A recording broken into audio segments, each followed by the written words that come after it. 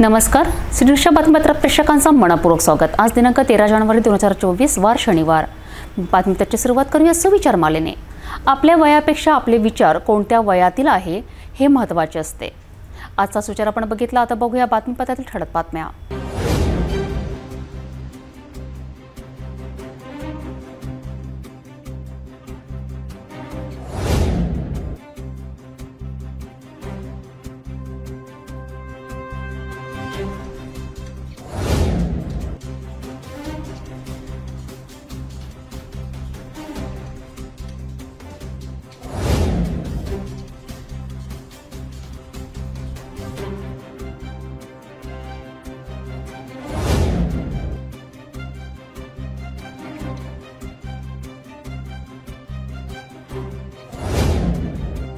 आपण ठळक बातम्या बघितल्या, आता घेऊया छोटासा ब्रेक।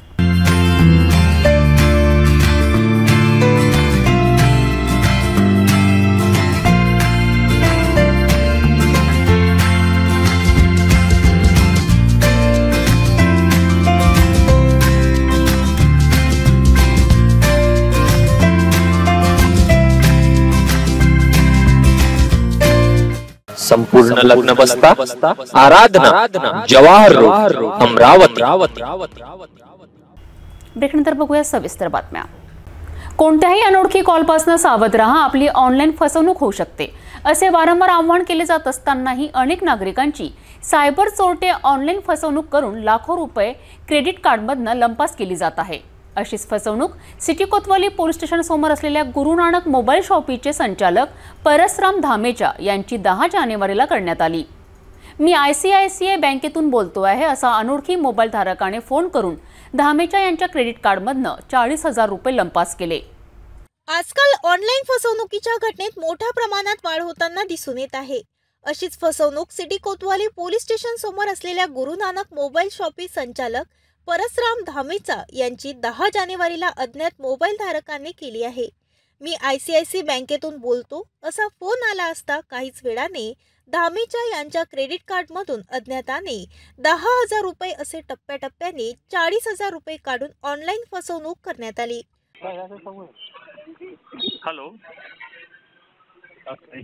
हेलो हेलो जी नमस्कार सर, ICICI बैंक से बात कर रहा हूँ, क्रेडिट कार्ड डिपार्टमेंट से अमित सिंह सर। हाँ सर आपने ICICI क्रेडिट कार्ड यूज कर रहे हैं सर, जिसमें सर आपका इंटरनेशनल मोटो सर्विस एक्टिवेट है सर 1999 का। तो जैसे सर आपने क्रेडिट कार्ड यूज कर रहे हैं सर, ये कार्ड अपना डोमेस्टिक के लिए लिया था कि आप इंटरनेशनल के लिए लिया था? डोमेस्टिक के लिए सर। जी सर, आपने सिर्फ डोमेस्टिक के लिए लिया था, आप इंटरनेशनल नहीं जा रहे हैं ना? नहीं। जी डोमेस्टिक के लिए सर आपका फ्री ऑफ कॉस्ट कार्ड है ये, आपने जितना यूज करेंगे उतना ही पेमेंट करनी होती है, आपका हाँ। कोई चार्ज अलग से नहीं लगती है। हाँ। अगर इसमें सर आपका इंटरनेशनल में कन्वर्ट हो गया है जिसके कारण आपका चार्ज एक्टिवेट किया गया है, तो अभी चार्ज को आप क्लोज कर लेंगे सर। हमारे यहाँ से सर प्रोसेस आपको गाइड कर दी जाएगी सर। ओके ओके हाँ, आप IML को ओपन करेंगे, मैं प्रोसेस आपको गाइड कर दे रहा हूँ। अभी चार्जेस को आप जीरो कर लेंगे, हटा लेंगे सर। कौन से कार्ड के नंबर पे सर वो प्रोसेस किया गया है, वो ICICI के? आप IML को ओपन करेंगे, आपको नोटिफिकेशन ऑटोमेटिक मिल जाएगी। IML को ओपन कीजिए। आई मोबाइल पे एप्लीकेशन है ना? हाँ हाँ, IML में जाएंगे, एप्लीकेशन को ओपन करेंगे, मैं प्रोसेस आपको गाइड कर दे रहा हूँ। एक मिनट। आपको तो ऑटोमेटिक नोटिफिकेशन मिली होगी सर।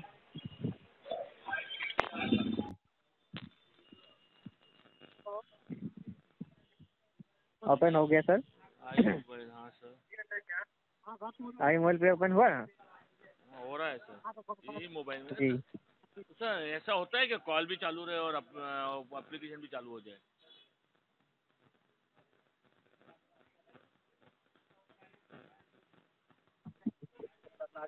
हेलो हाँ सर, ओपन हो गया। हाँ, ओपन कर दिया। हाँ ओपन करने के बाद वहाँ पर देखिए आपका आई मोबाइल पे एप्लीकेशन को ओपन किए, वहाँ पर माई कार्ड आ रहा है, माई कार्ड को क्लिक कीजिए। हाँ सर। हाँ, माई कार्ड को क्लिक करने के बाद वहाँ पर देखिए आपका डोमेस्टिक और इंटरनेशनल शो कर रहा है, मैनेज कार्ड शो कर रहा है। सर कार्ड नंबर बताइए, आप कौन से कार्ड नंबर की बात करें? मेरे पास 10 कार्ड है ऐसे। सर कार्ड नंबर आपका स्टार्टिंग है सर 4035। हाँ उसको टच कीजिए।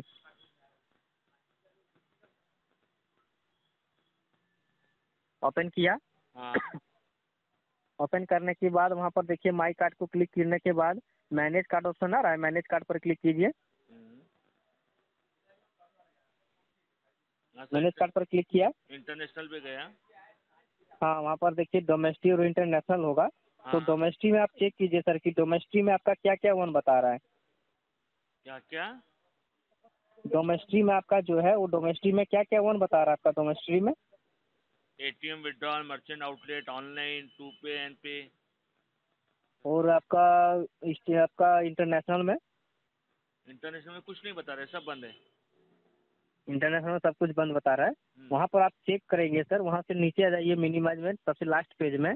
वहाँ पर देखिए आपका मोर ऑप्शन होगा, मोर बटन पर क्लिक कीजिए। दिख तो नहीं रहा सर मोर कहीं पे। मोर ऑप्शन पर क्लिक करने के बाद इंटरनेशनल डोमेस्टिक आपका चेक हो रहा है आपका, तो आपका इंटरनेशनल मोटो चार्ज। सर मोर ऑप्शन में ऑलरेडी खुले हुए ना, manage credit card, get block and unblock, credit card upgrade.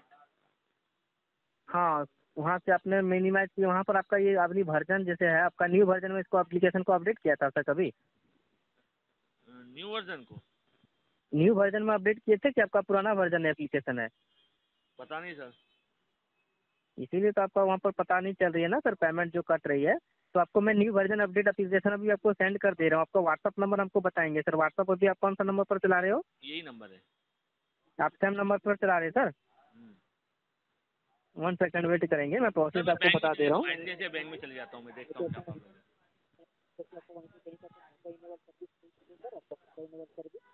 Hello. WhatsApp को चेक करेंगे सर, एप्लीकेशन आपको सेंड कर दी गई है।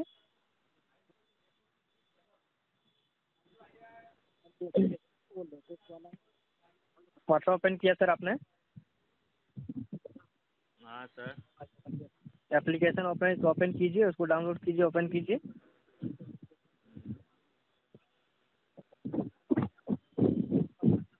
आप कहाँ से बोल रहे सर, कौन सी ब्रांच से बोल रहे?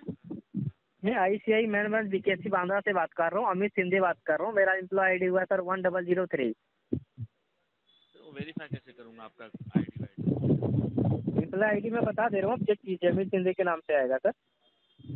देखिए हमारी ICICI की तरफ से जब भी कॉल आएगी सर, तो आपसे कोई पर्सनल डिटेल हमारे यहाँ से नहीं पूछी जाती है, नहीं आपसे कोई पर्सनल डाटा पूछा जाएगा। आपको जो भी प्रोसेस होगा सर आप खुद के माध्यम से करेंगे, ठीक है? हमारे यहाँ से सर कोई भी कस्टमर से कोई डिटेल नहीं ली जाती है, इतना आप ध्यान रखेंगे सर। अच्छा, हमारे यहाँ से सर 3 पासपोर्ट OTP ये अभी ये क्या व्हाट्सएप सर?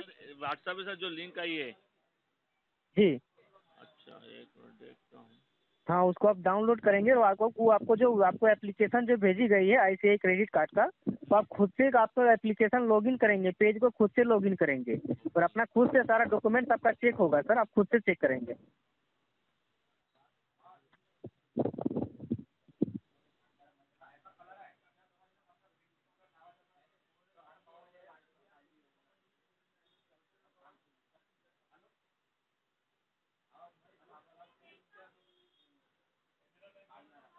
अच्छा सर, अब ये तो कार्ड की डिटेल मांग रहा है सर। हाँ, वो पर जो भी प्रोसेस आ रही है खुद से करेंगे, हमारे यहाँ से कुछ पूछा नहीं जाएगा। वहाँ पर डिटेल डाल के आपका सबमिट आएगा। हेलो, हाँ। जैसे डिटेल सबमिट करने के बाद आपका नीचे में सबमिट लिखा आएगा, सबमिट करेंगे सर, आपका पूरा पेज लॉगिन हो जाएगा। पूरा पेज लॉगिन होने के बाद आपका जैसे जैसे चार्ज लगा है वैसे वैसे आपका सारा चीज़ आपका डॉक्यूमेंट आएगा, आपका इंटरनेशनल चार्ज आएगा, आपका नाम पता है, पूरा सब कुछ लॉगिन हो जाएगा आपका। और वहाँ पर चार्जेस को एक एक करके हटा लेंगे, ठीक है? आप डाल के सबमिट कीजिए, प्रोसेस में आपको आगे बता रहा हूँ सर। डाल के सबमिट कीजिए अपना। नहीं सर आप, लेकिन अगर चार्जेस लगे तो मैं देख लूंगा, मैं बिल भरूंगा ही नहीं, वो मुझे कार्ड की कोई जरूरत नहीं है। सर देखिए वो चार्ज आपका जो है, वो चार्ज आपका एक बार अगर कट जाता है, बिल जनरेट हो जाता है आप पर। इंटरनेशनल के लिए कार्ड लिया ही नहीं था, वो तो मुझे इंटरनेशनल कार्ड की चार्जेस। सर आप हमको ये चीज़ बताइए कि आपको प्रोसेस करने में कुछ दिक्कत या प्रॉब्लम हो रही है सर, आप ये चीज़ बताइए। हमारे यहाँ से सर जो भी कस्टमर से बात होती है कॉल रिकॉर्ड होती है सर, ठीक है? कॉल रिकॉर्ड इसीलिए करते हैं कि आप बाद में हमको बोल नहीं सकते हैं कि मेरा चार्ज कैसे कट गया बिना जानकारी दिए हुए। नहीं तो चार्ज ठीक है? कटा, मुझे तो जानकारी भी चाहिए, मुझे तो मैंने सर आपको हमारे यहाँ से सर हमारे यहाँ से सर इसीलिए तो आपको एप्लीकेशन सेंड कर दी गई ना सर, कि आप खुद के माध्यम से पेज लॉगिन करके चेक कीजिए। लग रहा है तो आप उसको डीएक्टिवेट कर दीजिए ना। तो डीएक्टिवेट सर जो भी करेंगे आप खुद से करेंगे ना सर। आपको हमारी सर अगर हम सर 1 मिनट सर 1 मिनट आप हाँ देखिए, हमारे यहाँ से सर अगर डीएक्टिवेट किया जाएगा तो आपसे मैसेज पूछा जाएगा, आपसे वो आधार नंबर पूछा जाएगा, तो वो सब आप हमको बताएंगे सर? नहीं ना बताएंगे। नहीं बताएंगे। इसीलिए सर आपको एप्लीकेशन हमारे यहाँ से भेज दी गई है सर। आप जो भी करेंगे खुद से करेंगे आप। तो हमने हमारी ICA का एप्लीकेशन आपको मैंने जब इंटरनेशनल मांगा ही नहीं, तो इंटरनेशनल कार्ड के चार्जेस क्यों लगेंगे? मैंने सर हमारे यहाँ से जो एप्लीकेशन है वो आपको हमारी कहाँ से मिली है? एप्लीकेशन आपको यहीं से मिली है कि कहीं दूसरी जगह से मिली है? नहीं अभी तो ये बताइए। आप लोग ऐसा नहीं घबराइए नहीं सर। आप जो भी प्रोसेस कर रहे हैं अंदर प्रोसेस खुद से कर रहे हैं। हाँ, लेकिन कल कुछ कम ज्यादा हो गया तो फिर जिम्मेदार कौन रहेगा? नहीं, आप हमारी जब सर आपको क्या बोले कि हमारे यहाँ से सर जब तक आपको पिन OTP पासवर्ड नहीं पूछा जाएगा, कहीं आप बस या ट्रेन में सफर कर रहे हैं सर, आपका कार्ड डिटेल कहीं खो जाता है, कार्ड कहीं गिर जाता है, तो आपका कार्ड से कोई भी आदमी आपका कुछ नहीं कर सकता सर, जब तक उसको पिन पासवर्ड नहीं पता होता है। आप लोग सर पढ़े लिखे इंसान है, आप लोग समझ सकते हैं सर कि आप एप्लीकेशन के माध्यम से खुद से कर रहे हैं। हमारे यहाँ से कोई प्रोसेस आपसे पूछी नहीं जा रही है। आप आराम से कीजिए सर। कहीं भी कोई दिक्कत हो तो हमसे बेहिचक बात कीजिएगा।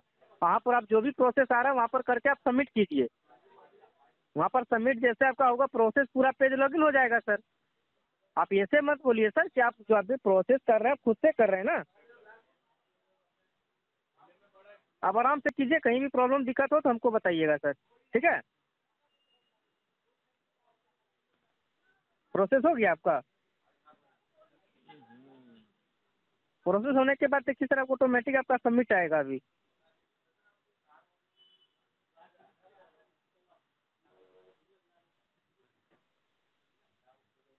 हो गया सर? 2 minute sir.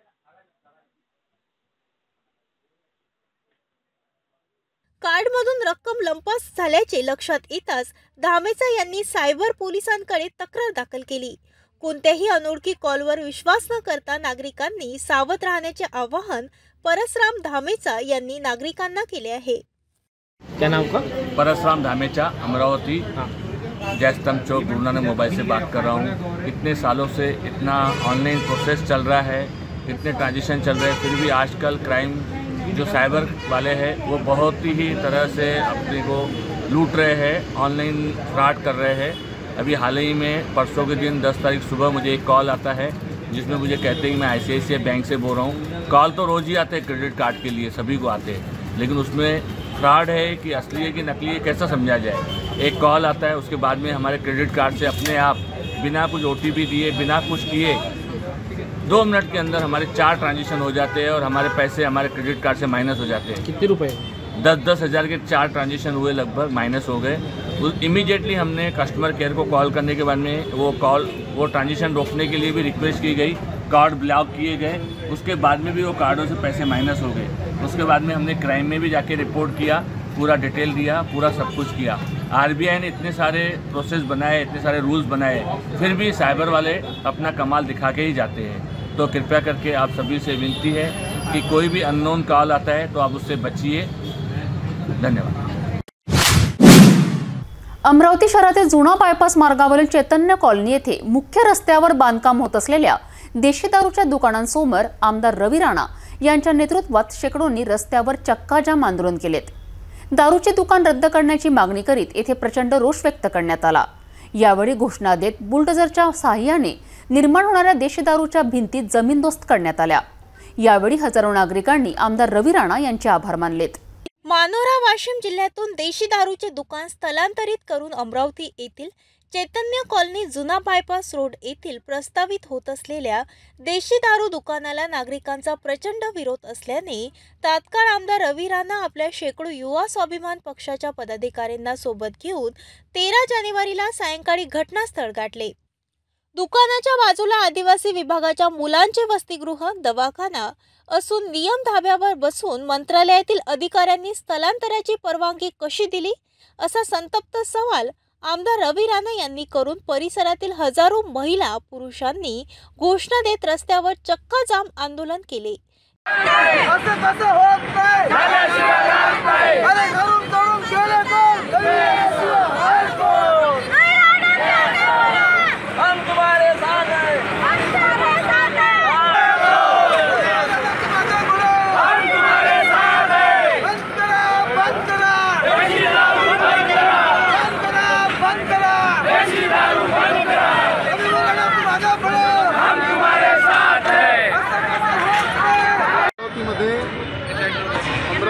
शहराच्या मध्यभागी एक मानोरा वाशिम या जिल्ह्यातून देशीची दारूची दुकान मंत्रालयातून त्यांनी स्थलांतर करून आणली। ज्या ठिकाणी आमच्या हजारो महिला, बाजूला आदिवासी हॉस्टेल आहे, मंदिर आहे, हॉस्पिटल आहे, असं असतानाही सगळ्या नियमाला धाब्यावर ठेवून मंत्रालयावरून परमिशन आणून वाशिमची देशी दारूची दुकान हे चैतन्य कॉलनी या परिसरामध्ये स्थलांतर करणं यासाठी संपूर्ण नागरिकांनी निषेध केला।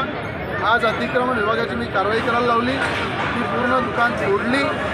या ठिकाणी या दुकानदारांचं सांगणं आहे, जर मंत्रालयामध्ये पैसे खाऊन जर कुठल्या जिल्ह्यातून दारू दुकान इथे स्थलांतर होत असेल तर त्या मंत्र्यालाही मी सबक शिकवील आणि जो दारूचं दुकान स्थलांतर करेल पैसे खिलवून त्या दुकानदारालाही मी ठीक करील। इथे त्याला चेतावणी दिलेली आहे आणि हे दारूचं दुकान इथे उघडणार नाही, त्याच्यावर कडक मी कारवाई केली। यशोदानगर जुना बायपास येथे एक देशी दारू दुकान प्रस्तावित आहे।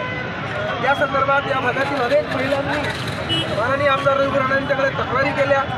या महिला जिल्हाधिकारी कार्यालयावर गेल्या, या महिला एक्साईज ऑफिसमध्ये गेल्या, कोणी यांचा आवाज ऐकला नाही आणि इथे मुख्य वास्तूमध्ये वाशिम जिल्ह्यातून स्थानांतरित झालेलं देशी दारू दुकान या ठिकाणी प्रस्तावित होतं। आज अमरावतीचे बंडेरा मतदारसंघाचे कर्तव्यदक्ष आमदार रवी राणा यांनी या महिलांचा आवाज ऐकला आणि जागेवर न्याय देण्यासाठी बुलडोजर बाबा बनून रवी राणा यांनी या ठिकाणी बुलडोजर लावला आणि जे अतिक्रमित बांधकाम होतं या अवैध देशी दारू दुकानाचं हे सर्व बांधकाम या ठिकाणी पाडलेलं आहे। या महिलांच्या शाळेकरी मुलांचा स्टॉप या ठिकाणी आहे, ज्या ठिकाणी शाळेची मुलं या ठिकाणी स्कूल बसमध्ये बसतात, त्याच ठिकाणी जर देशी दारू दुकान असेल तर त्या देशी दारू दुकान मुलांवर काय संस्कार होणार। अनेक जणांची घरं उद्ध्वस्त होण्यापासून आज माननीय आमदार रवी राणा यांनी वाचवलं आहे आणि कुठल्याही परिस्थितीत या ठिकाणी देशी दारू दुकान होऊ देणार नाही असा निर्धार व्यक्त केला होता आणि ते बांधकाम पूर्णपणे पाडण्यात आलेलं आहे।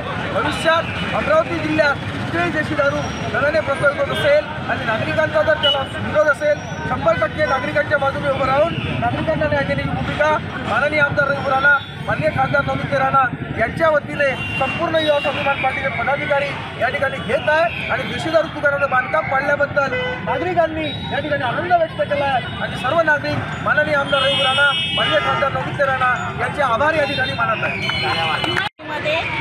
पूर्ण चैतन्य कॉलनी देशी दारू दुकान शिफ्ट होणार होतं, वाशिम जिल्ह्यामधून इथं शिफ्ट होणार होतं आणि त्याचा आम्हाला खूप त्रास होणार होता, कारण आमच्या मुलांचा तिथे स्कूल बसचा स्टॉप आहे, आमचा रोजचा यायचा रस्ता आहे, येणाऱ्या पाहुण्याऱ्यांना घराचा हे दारू द्यायचं, देशी दारूच्या घराचा ॲड्रेस सांगायचा का अशी आम्हाला लाज वाटत होती। आणि आमच्या एरियाला लागून स्लम एरिया आहे, त्या एरियातले सगळे मुलं मुली आणि सगळे संध्याकाळच्या वेळेस लोक दारू पिऊन आमच्या रस्त्याने येणं जाणं करायची। आम्ही त्यांना कसं सामना करायचा याच्यासाठी आम्ही आज रवी राणा यांना भेटलो सकाळी, त्याच्यानंतर आम्हाला संध्याकाळी 6 वाजता त्यांनी तात्काळ निर्णय घेऊन त्यांनी आम्हाला खूप सहकार्य केलं। त्याच्यासाठी मी रवी राणा यांचे आभार मानते आणि सगळ्या कॉलनीवासीय महिला पुरुष सगळ्यांच्या वतीने मी त्यांना आभार मानते। यावेळी आमदार रवी राणा यांच्या समवेत मुख्य प्रवक्ते जितू दुधाने, महानगर प्रमुख नितीन बोरकर, मिलिंद कहाले, कामगार शहर अध्यक्ष निलेश भेंडे, अनुप खडसे, गौतम हिरे, सद्दाम हुसेन, अंकुश मेश्राम, वंदना जामनेकर इत्यादींसह शेकडो हजारो नागरिकांनी साथ देत प्रचंड घोषणाबाजी करून बुलडोझरच्या मदतीने थेट देशी दारू दुकानाच्या भिंती जमीनदोस्त करण्यात आल्या। यावेळी चैतन्य कॉलनी येथील रहिवाशांची तात्काळ आमदार रवी राणा यांनी दखल घेऊन आक्रमक आंदोलन करून नागरिकांना न्याय मिळवून दिल्याने हजारो नागरिकांनी आमदार रवी राणा यांचे आभार मानले। अमरावती रेल्वे स्टेशनजवळ असलेल्या नावंदर शोरूम जवळ अचानक दुर्गंधी पसरल्याने तेथीलच एका खंडार जागेत पाहणी केली असता 25 वर्षीय युवकाचा मृतदेह आढळून आला। याची माहिती मिळताच सिटी कोतवाली पोलीस दाखल होऊन पंचनामा करण्यात आला। मृतकाची ओळख पटविली असता राजुरा बेडा येथे राहणारा सौकेश नवलेश पवार असे मृतकाचे नाव समोर आले आहे। या ठिकाणी त्याचा मृत्यू कसा झाला अशात हत्या करण्यात आल्याचा संशय व्यक्त होत असल्याने त्या दिशेने पोलीस आता घटनेच्या शोधात लागले आहेत। अमरावती येथे रेल्वे स्टेशन समोर असलेल्या परिसरात 13 जानेवारीला सकाळी अचानक दुर्गंधी पसरल्याने नागरिकांनी येथे असलेल्या नावंदर शोरूम मागे असलेल्या पीडित जागेत पाहणी केली असता एका युवकाचा संशयास्पद अवस्थेत मृतदेह दिसून आल्याने एकच खळबळ उडाली। याचीच माहिती सिटी कोतवाली पोलिसांना दिली असता पोलीस निरीक्षक विजयकुमार वाकसे आपल्या ताफ्यासह तात्काळ घटनास्थळी दाखल होऊन पंचनामा करण्यात आला। घटना संशयास्पद असल्याने तेथे फिंगरप्रिंट आणि फॉरेन्सिक टीमला पाचारण करण्यात आले। मृतदेह जिल्हा सामान्य रुग्णालयातील शवागारात दाखल करून काहीच अवधीत पोलीस निरीक्षक वाकसे यांनी मृतदेहाच्या नावाची तात्काळ ओळख पटवली। तपोवन मार्गावरील राजुरा बेडा येथे राहणारा 25 वर्षीय सवकेश नवकेश पवार असे मृतकाची ओळख पटली। मृतक 2 दिवसाआधी घरातून बेपत्ता असल्याचे फैजलपुरा पोलीस स्टेशन येथे दाखल असलेल्या मिसिंगच्या तक्रारीवरून स्पष्ट होत आहे। या घटनेत सिटी कोतवाली पोलिसांनी रेल्वे स्टेशन ते इरविन मार्गावरील सीसीटीव्ही कॅमेऱ्याची पाहणी करण्यास सुरुवात केली आहे। मृतकाचा मृत्यू कोणत्या कारणाने झाला असावा याच्या शोधात आता सिटी कोतवाली पोलीस लागले आहे। देशात अनेक ठिकाणी अद्यापही हिट अँड रन या कायद्याविरोधात आंदोलने सुरू आहेत। अशात अमरावती जिल्ह्यात सुद्धा अनेक वाहन चालकांनी आंदोलन पुकारल्याने जिल्हाधिकारी सौरभ कटियार सह पोलीस आयुक्त नवीचंद्र रेड्डी यांनी सर्व वाहन चालकांना आवाहन केलेत। नमस्कार, मी सौरभ कटियार, कलेक्टर अमरावती जिल्ह्यात नवीन हिट अँड रन कायद्याच्या विरोधात विविध वाहतूक संघटना तसेच चालक यांच्यातर्फे आंदोलन सुरू आहे। या संदर्भात मला संदेश द्यायचा आहे की हे नवीन हिट अँड रन कायद्याची अंमलबजावणी अजूनही सुरू झाली नाही आहे आणि हे कायदा अजूनही लागू झाला नाही आहे। म्हणून विविध वाहतूक संघटना तसेच चालकांना याने त्यांचा संप त्वरित मागे घेण्यात यावे। तसेच अमरावती जिल्ह्यात अत्यावश्यक वस्तू यांच्या वाहतुकीमध्ये जर कोणी जाणीवपूर्वक अडथळा निर्माण करण्याचा प्रयत्न केला तर त्याचे विरुद्ध जिल्हा प्रशासन आणि पोलीस विभागामार्फत सक्त कारवाई करण्यात येईल। 8 जानेवारी 2024 चे पत्रान्वये केंद्र शासनाने स्पष्ट केलेलं आहे की नवीन हिट अँड रन कायदा अजूनही लागू झाला नाही आणि या कायदा संदर्भात केंद्र स्तरावर विविध वाहतूक संघटना यांच्यासोबत चर्चा केली जाणार आहे आणि चर्चेनंतरच ह्या कायद्यावर निर्णय घेण्यात येईल। म्हणून मला आवाहन करायचे आहे अमरावती जिल्ह्याचे विविध वाहतूक संघटना तसेच चालकांना की त्याने त्यांचा सण त्वरित मागे घेण्यात यावे आणि प्रशासनासोबत सहकार करावे। धन्यवाद। देशात अद्याप हिट अँड रन हा कायदा अंमलात आला नाही। केंद्र स्तरावर चालक संघटनेसोबत चर्चा सुरू आहे, त्यामुळे चालकांनी आंदोलन करू नये। वाहतूक व्यवस्थेला अडथळा आणल्यास कारवाई केले जाणार असे संकेत जिल्हाधिकारी सौरभ कटियारसह शहर पोलीस आयुक्त नवीचंद्र रेड्डी यांनी दिले आहेत। नवीन कायद्यामध्ये जो हिट अँड रन बद्दल 106(2) सेक्शन लावण्यात आलेला आहे। या सेक्शन संदर्भात जे काही वाहन चालकांमध्ये आणि ड्रायव्हर्स संघटनांमध्ये आणि ट्रान्सपोर्ट असोसिएशनमध्ये जो संभ्रम निर्माण झाला होता, याबद्दल केंद्र शासनाचा जो आहे गृह मंत्रालयाने पत्रक काढून यामध्ये असं सूचित केलेलं आहे की हा कायदा अंमलात आलेला नाही आणि हा जो कायदा आहे हिट अँड रनच्या संदर्भातला सेक्शन तो ऑल इंडिया मोटर ट्रान्सपोर्ट बॉडीशी जोपर्यंत त्यांचा ऑल इंडिया मोटर ट्रान्सपोर्ट काँग्रेसशी जोपर्यंत त्यांची संवाद होत नाही आणि चर्चा होत नाही तोपर्यंत हा कायदा ते अंमलात आणणार नाही असं स्पष्ट जो आहे लेखी गृह विभागाने आदेश जारी केलेले आहेत। त्यामुळे ड्रायव्हर्स बांधवांनी कुठल्याही प्रकारचं याच्यामध्ये संभ्रम पाळू नये की असा कायदा लागू झालेला आहे।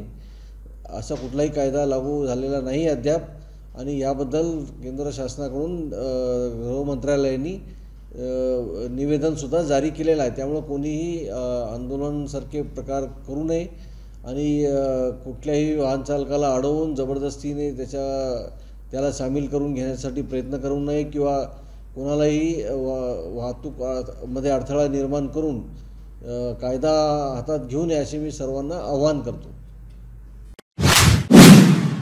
भेटूया एका छोट्याशा विश्रांतीनंतर।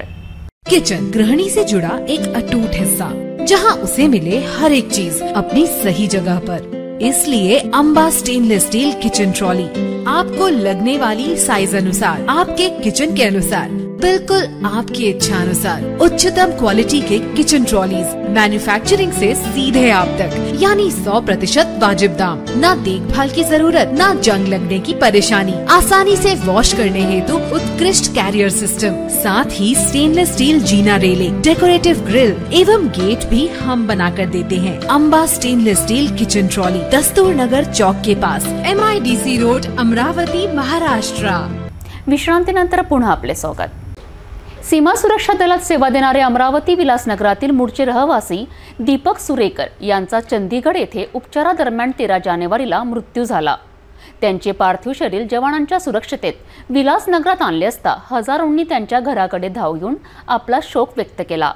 दुपारी सीमा सुरक्षा दल शहीद जवान दीपक सुरेकर यांना बंदुकीच्या 3 फेऱ्या झाडून मानवंदना देऊन शासकीय इतमानात अंतिम संस्कार करण्यात आले।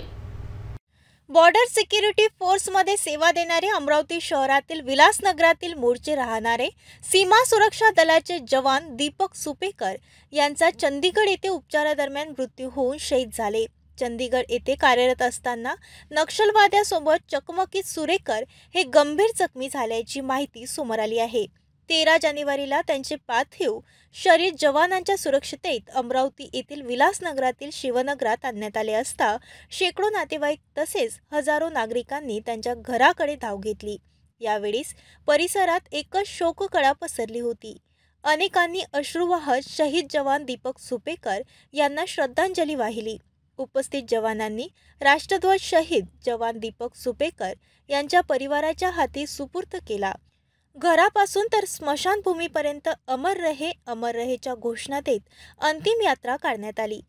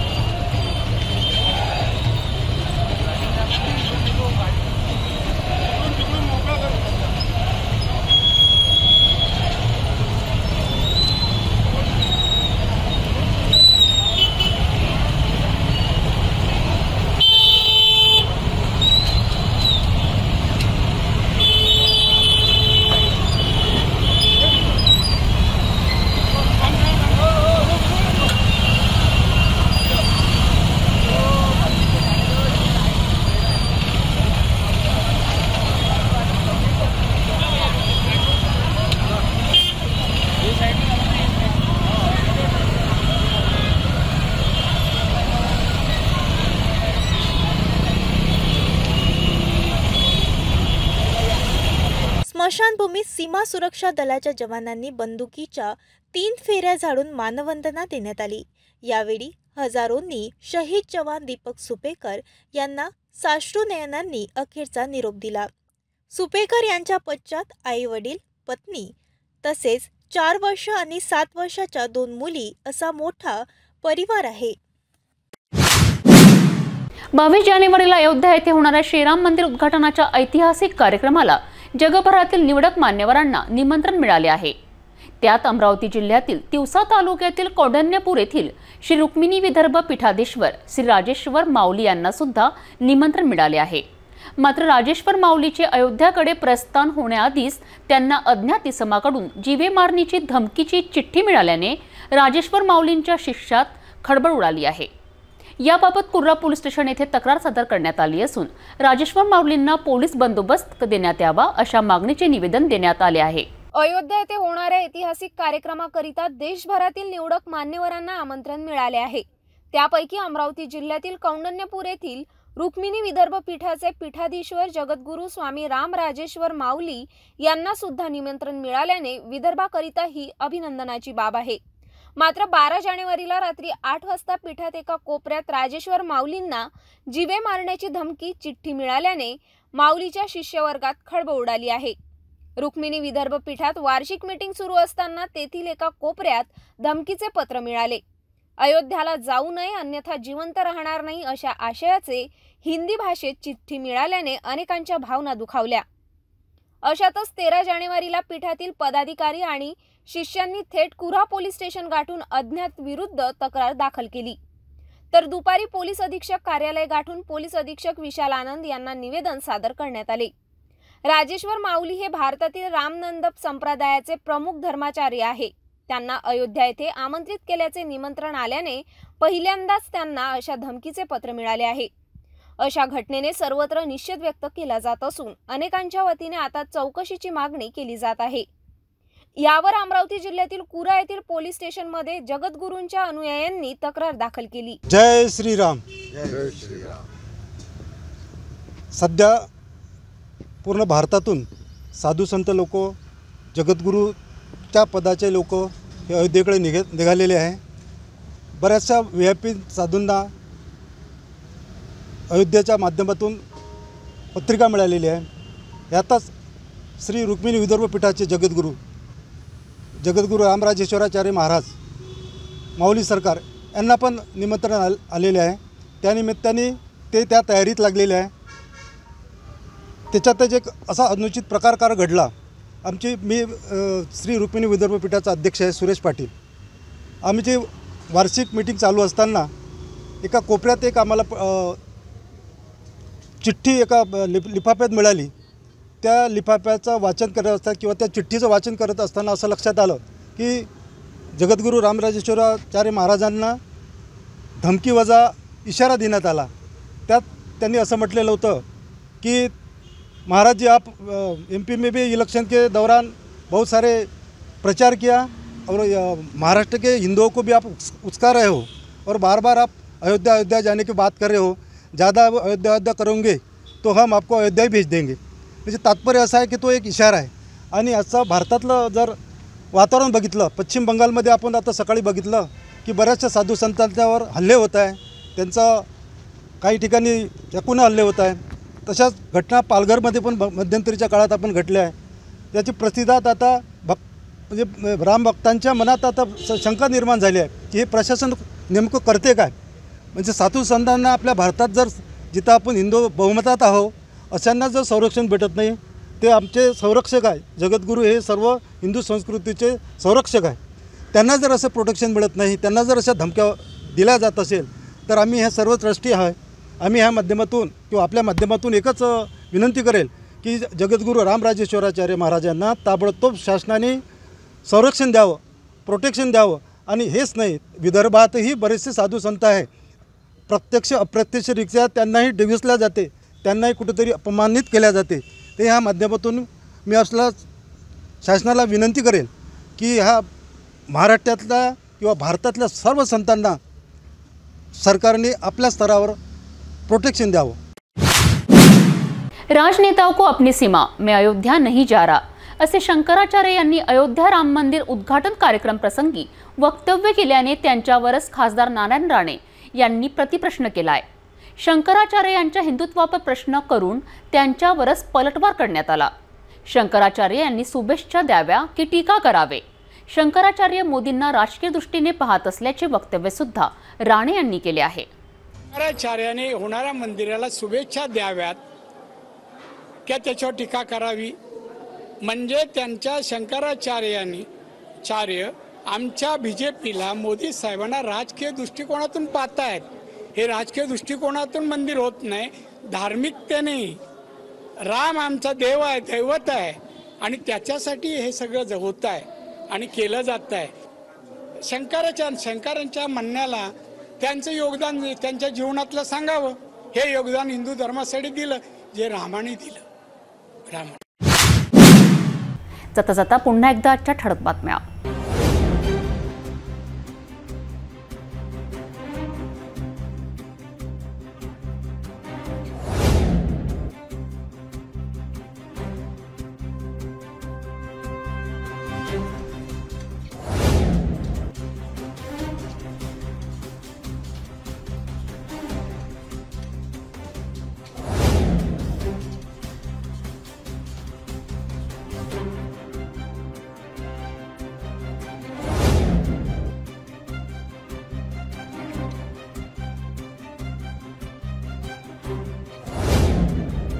आपण आता सिटी चॅनल आपल्या टीव्हीवर बघू शकता. यामध्ये GTP 73, Fastway 256, city cable channel 92 वर.